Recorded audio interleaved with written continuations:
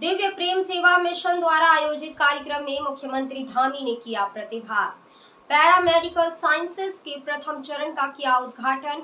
निर्माण में सहयोगी लोगों को किया सम्मानित। मुख्यमंत्री श्री पुष्कर सिंह धामी ने मंगलवार को नौवाबाद, श्यामपुर, हरिद्वार में दिव्य प्रेम सेवा मिशन के द्वारा आयोजित कार्यक्रम में प्रतिभाग करते हुए दिव्य प्रेम सेवा मिशन के सेवा प्रकल्पों के अंतर्गत बने divine college of nursing and paramedical sciences के प्रथम चरण का उद्घाटन किया। इस अवसर पर मुख्यमंत्री श्री धामी ने भवन निर्माण में अपना अहम योगदान देने वाले लोगों को प्रतीक चिन्ह देकर सम्मानित भी किया। मुख्यमंत्री श्री पुष्कर सिंह धामी ने अपने संबोधन में कहा कि दिव्य प्रेम सेवा मिशन संस्थान के द्वारा किए जा रहे कार्यों के बारे में जितनी भी कहा जाए उतना कम है। उन्होंने कहा, मुझे छात्र काल से ही दिव्य प्रेम सेवा मिशन के अध्यक्ष आशीष जी का दिव्य सानिध्य प्राप्त होता रहा है। समाज को शिक्षा और चिकित्सा जैसे क्षेत्रों में सहयोग प्रदान करने को जो संकल्प आशीष जी ने लिया है, उसी का परिणाम है कि आज हम इस विशिष्ट संस्थान को इस रूप में देख पा रहे हैं। उन्होंने कहा कि आशीष जी समाज सेवा के कार्यों में समर्पण के कार्य को बढ़ा रहे हैं।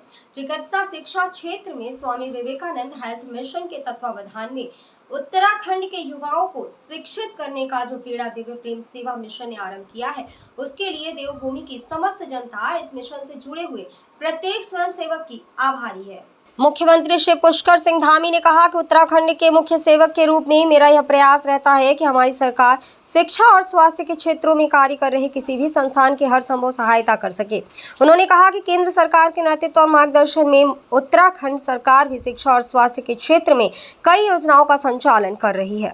मुख्यमंत्री श्री पुष्कर सिंह धामी ने कहा कि प्रधानमंत्री जी ने केदारनाथ धाम की पावन भूमि से 21वीं सदी का तीसरा दशक उत्तराखंड का बताया था। इस बार 4 धाम यात्रा के दौरान 47 लाख से ज्यादा श्रद्धालुओं ने यात्रा की। मां गंगा और बाबा केदार के आशीर्वाद से यात्रा सुगम और सुरक्षित रही। उन्होंने कहा, आज प्रधानमंत्री श्री नरेंद्र मोदी जी के नेतृत्व में रक्षा, शिक्षा, चिकित्सा जैसे हर क्षेत्र में युगांतकारी परिवर्तन हो रहा है। आज भारत विश्व का नेतृत्व करने की दिशा में बढ़ रहा है।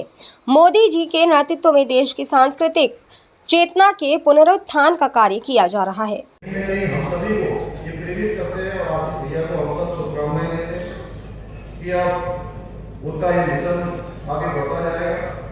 उत्तराखंड के मुख्य सेवक के रूप में मेरा यह प्रयास रहता है कि हमारी सरकार इन दोनों ही क्षेत्रों में ठोस कार्य करे और उसके लिए बहुत सारे काम हम कर रहे हैं, लगातार काम कर रहे हैं और किसी भी संस्थान में जो भी इस क्षेत्र में काम करते हैं उनका हम सहयोग कर सकें।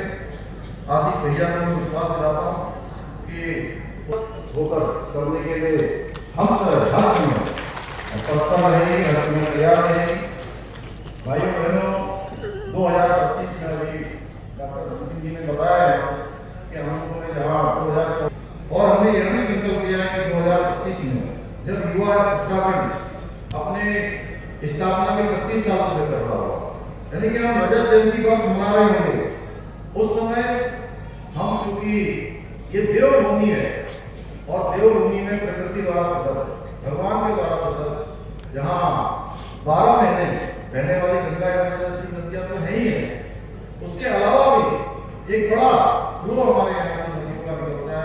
पर्वतों की एक श्रृंखला है, वनों से आच्छादित है, शुद्ध हवा है, हर प्रकार का प्रकृति द्वारा दिया हुआ हमको उपहार है, हमारे ऊपर आशीर्वाद है। तो हम हिंदुस्तान के श्रेष्ठ राज्य बने, उसके लिए हम लोगों ने अपना रोडमैप बनाया हुआ है और हम इस दिशा में आगे बढ़ रहे हैं और विकल्प रहित संकल्प, ये हमारा मंत्र है, इसको लेकर लगातार काम करते हैं। अपडेट मीडिया के लिए हरिद्वार से रणविजय कुमार की रिपोर्ट।